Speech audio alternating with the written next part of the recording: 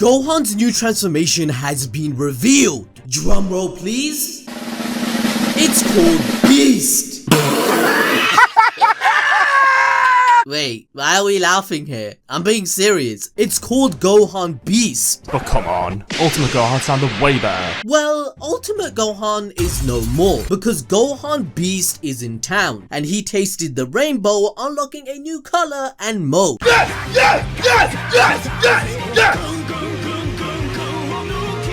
Gohan's Beast Mode has made him stronger than ever, reaching the potential of matching Goku and Vegeta's power. And to some of you, it may seem like it came out of nowhere. However, the creators of Dragon Ball answered our prayers. That's what matters. Because Gohan reaching this new height was always something we all wanted. Like, man, we literally grew up with this guy and related to his character much more than we did Goku. Look, I'm 30. Damn! Yes, we are old. And we grew up on the dub in the 90s that made Goku seem like Superman. Whilst we lived through Gohan's experiences as a kid and we saw his growth as our own. And this made it much more meaningful to us. Especially if you're Asian or a minority. Having a mom like Chi-Chi? That's just a given, fam. Remember how Chi-Chi treated Gohan? You're a child! Act like one! Don't throw away your childhood trying so hard to be a brave adult! And this was our childhood. Go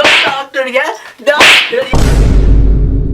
But throughout the Z series, we felt that Gohan would still be set up to eventually become the next protagonist. In fact, Gohan was actually the fan favorite during the Cell games. This overall rise in popularity, along with other factors, reluctantly drove Toriyama to plan an ending where Ultimate Gohan would prevail over Majin Buu, making Gohan the true main protagonist of the Z series. He wanted to show this by slowly revealing Gohan's limitless dormant power with his progression from the Saiyan saga to the Buu saga. With that, Gohan would ultimately surpass his father Goku. Cap.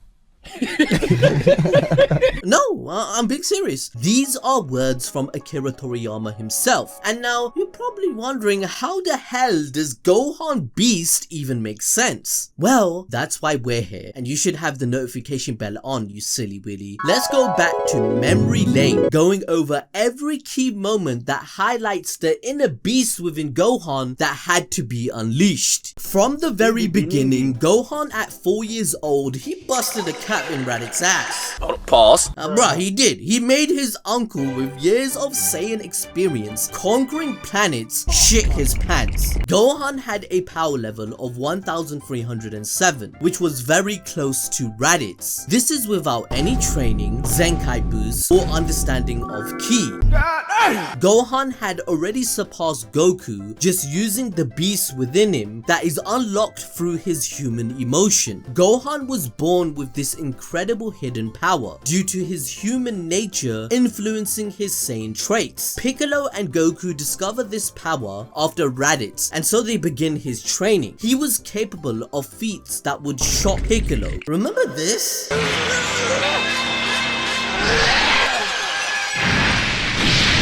What the? His potential was so great that Piccolo thought that Gohan could save the Earth from the Saiyans. This brings us to the Saiyan saga, where a major reason Vegeta lost when he first arrived to Earth was because of Gohan snapping at the right moment as a great ape. He showed a sympathetic quality that many other pure Saiyans did not have. Gohan still retained his humanity and emotions in some sort of way. This even links to the recent revelations in Dragon Ball Super, where his grandfather Bardock chose to save Granola and his mother since they reminded him of his own family, apart from Raditz, because, you know, who cares about him? Gohan didn't kill Krillin and actually listened to his father Goku, controlling the beast mode within himself. This potential to override the great ape mentality takes a lot of training, and no ordinary Saiyan can do this, all at 5 years old. Right after, Gohan traveled across the galaxy to Namek, and as a 5-year-old boy, he was able to slap up the third form of Frieza. Alright, okay,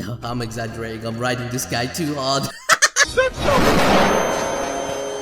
But he did take out Frieza's second form, which no one in history before was able to do. He was punching him up, giving him a hard time. In fact, before this saga, no one even dared to lay a finger on the first form of Frieza. Never mind the second. But seeing his father, Piccolo, yeah? Seeing Piccolo get hurt, Gohan entered his beast mode. And once again, it was due to the fear of losing someone he cares about. This showcased Toriyama's early effort in developing the nature of a Saiyan and how it is affected by emotions. Now, of course, years later, Toriyama made up a hilarious concept of S-cells to explain the Super Saiyan transformation. But let's continue the theme of Gohan's beast mode, because after the Frieza saga, he entered the hyperbolic time chamber with Goku, where his dad realized his potential to surpass him once again. Gohan's emotions took over, and he wanted to protect those that he loved, especially after witnessing what would happen if he wasn't powerful enough. Cell was threatening to destroy the entire planet. Gohan briefly transformed into Super Saiyan 2, being the first person to achieve it, and this was the very reason Goku believed that he could beat Cell. Gohan vs Cell has the biggest connection to this new transformation, because the first time Beast Mode Gohan was really depicted in the series in a true fashion was in the Cell games. Gohan at the age of 10 was able to kill Cell and save the planet. Gohan was only able to achieve this because of the inner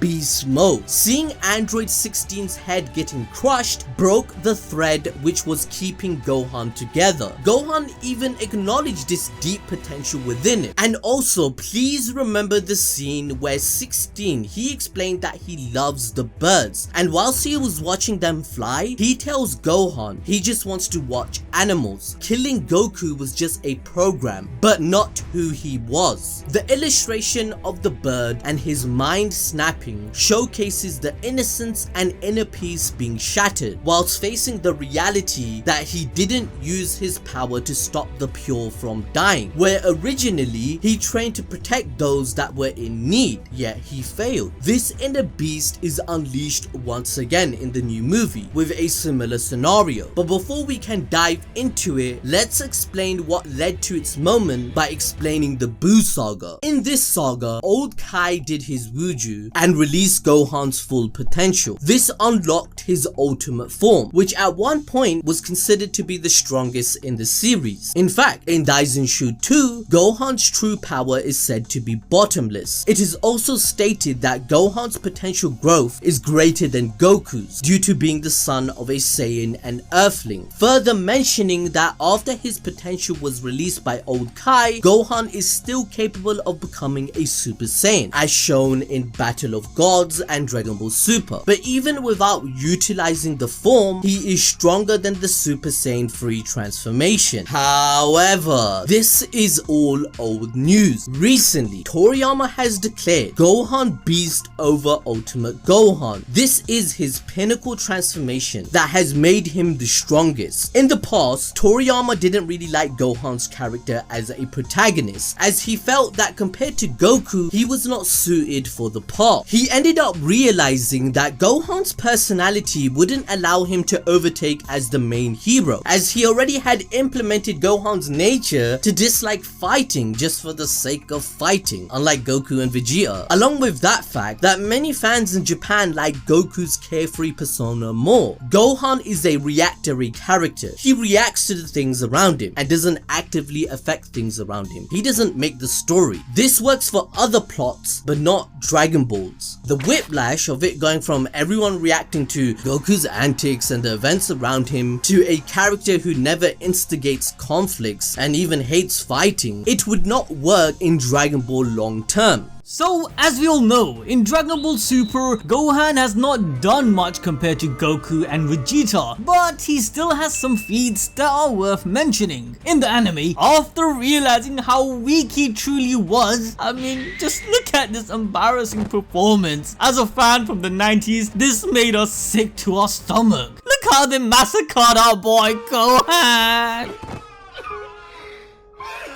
So after receiving a good beatdown, Gohan trained with Piccolo. Together, he could attempt to tap back into his ultimate form that he used back in the Buu arc. After just a couple of days, he regained his mighty form, showing how insanely talented Gohan is. In this form, he was able to battle against Goku, where Gohan would tell Goku to power up even further beyond. Now, this doesn't mean that he was equal, as Gohan was just slightly stronger than Goku in his Super Saiyan 2 form, and mind you, this was boosted with God Ki, making Goku exponentially stronger than he was in Super Saiyan 3 back in the Z series. But as soon as Goku actually went full power, yeah, Gohan was knocked out immediately. However, this did show us his resolve to get stronger, making his father proud. Most importantly, illustrating that the beast within him still existed. In fact, this beast potential was highlighted after fighting in the Tournament of Power. Now, things are about to get a little confusing since the manga and anime differentiate from each other.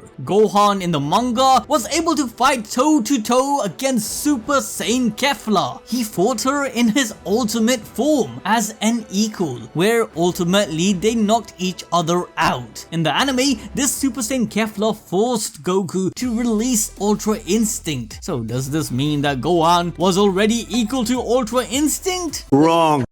Well, no, because Goku in Ultra Instinct didn't just fight Kefla, but destroyed her whilst she was Super Saiyan 2. Goku mainly struggled due to his exhaustion from fighting Jiren, and only really started to regain some stamina in the final bout with Kefla. As soon as Goku started to work out Ultra Instinct, it was done for Kefla, as he chose to not even power up as much as he could have since he didn't need to. But let's be honest guys, when this shit was being released back then, all of us knew that the power scaling was getting really messed up. Oh man, what? You're just ruining it.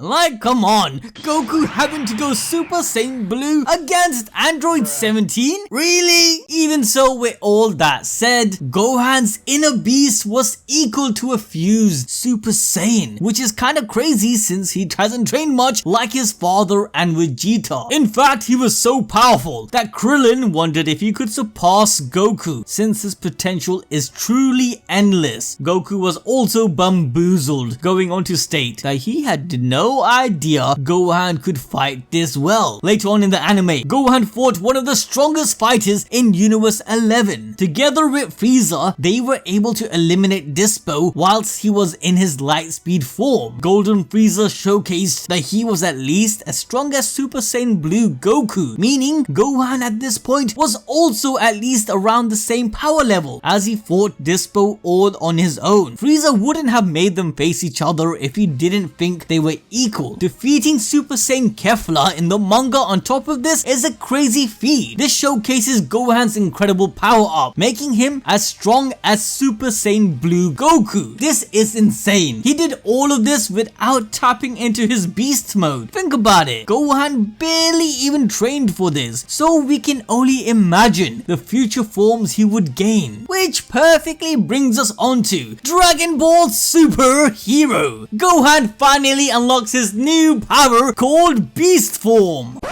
Now you're probably thinking, how does this transformation even work? Are you telling me that Gohan Blanco actually became canon? Well, the transformation appearance is very similar to that of Super Saiyan 2 Gohan, with the rigid hair, but this time is a little longer. And as we know, more hair equals more power! Seriously, despite just looking insanely cool, the aura does hint at a few things. It retaining a whitish type glow shows us this form likely includes his ultimate from before, and as Toriyama stated, the root of this power comes from Gohan's unique awakening as a child. This thematically makes a lot of sense as it was always about Gohan's potential, linking back to the Grand Elder Guru and even the old Kai. And as we already explained, Gohan always had brief moments of insane power, very much like a beast clawing his way to get out. The event usually involves a loved one being hurt. Gohan then loses all control of his restraints, awakening the beast within. This form is no different, as after seeing his father Piccolo get injured, he loses control and transforms into his beast form. This transformation doesn't relate to his Saiyan cells as much as the others, since remember Gohan stated he decided to evolve as a human, not a Saiyan. Toriyama even said in an interview that this is a